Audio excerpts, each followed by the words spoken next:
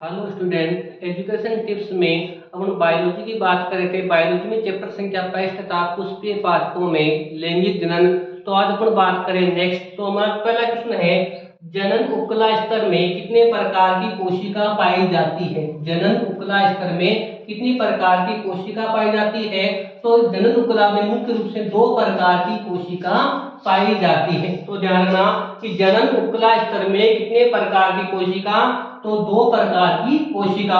अब ये दो प्रकार की कोशिका कौन कौन सी होती है। तो एक तो होता है भाई शुक्राणुजन कोशिका, एक तो होती है भाई शुक्राणुजन कोशिका और दूसरी होती है सर्टोली कोशिका। शुक्राणुजन कोशिका है वो शुक्राणुओं का निर्माण करती है, शुक्राणुओं का निर्माण करती है। तो किसमें पूछा जाता भाई, शुक्राणुजन कोशिका किसका निर्माण करती है, तो शुक्राणुओं का निर्माण करती है। दूसरा है सर्टोली कोशिका। इसे सर्टोली कोशिका को बोलते हैं नरस कोशिका, या बोलते हैं धात्री कोशिका, या बोलते हैं आलंबन कोशिका। सर्टोली कोशिका का दूसरा नाम होता है नरस कोशिका, दात्री कोशिका और कौन सी कोशिका भाई, आलंबन कोशिका के नाम से उसको जानते हैं।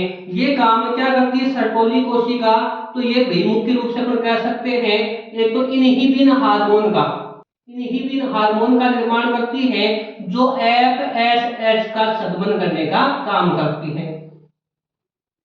इसके अलावा शुक्राणुओं को पोषण प्रदान करती है, शुक्राणुओं को पोषण व आलंबन प्रदान करने का काम करती है। इसके अलावा ये काम करती है शुक्र कायांतरण के समय, शुक्र कायांतरण के समय अपशिष्ट कोशिका द्रव्य का भक्षण करती है। शुक्र कायांतरण के समय अवशिष्ट जो कोशिका द्रव्य है उनका भक्षण करने का जो काम है वो सर्टोली कोशिका करती है।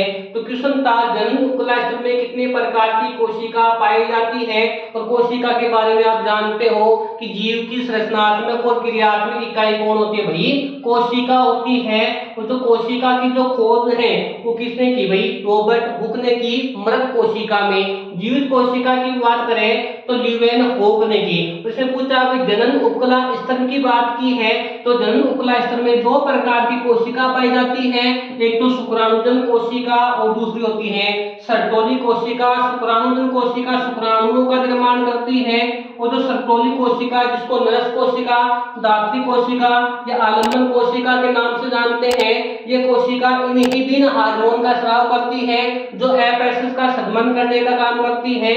इसके अलावा शुक्राणुओं को पोषण और आलंबन प्रदान करने का कार्य करती है। इसके अलावा शुक्र कायांतरण के समय जो भी अवशिष्ट पदार्थ है या अवशिष्ट कोशिका द्रव्य का भक्षण करने का काम करती है। तो ये था भैया आपका पहला क्वेश्चन और आंसर हो गया इसका बी। ठीक है, दूसरा है वर्षण पाए जाते हैं। तो ध्यान रखना वर्षण किसके अंदर पाए जाते हैं, तो ध्यान रखना वर्षण वर्षण कोश के अंदर पाए जाते हैं।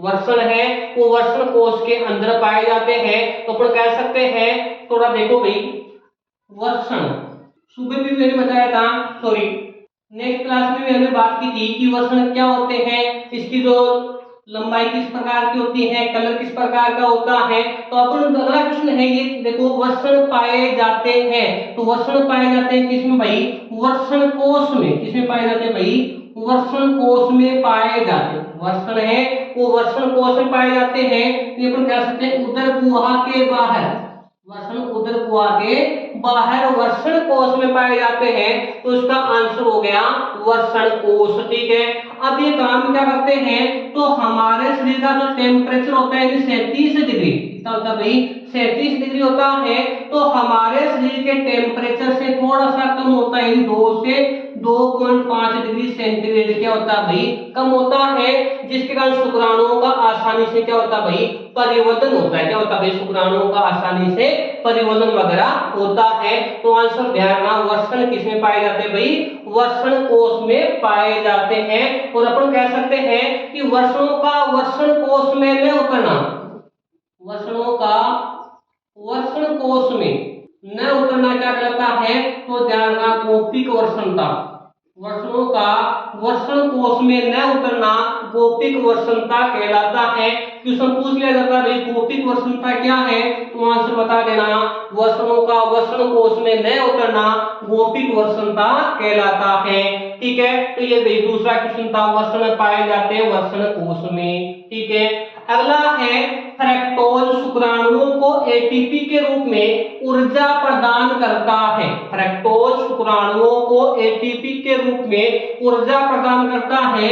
सबसे पहले एटीपी, और एटीपी का पूरा नाम होता है एडिनोसिन एडिनोसिन ट्राइफॉस्फेट।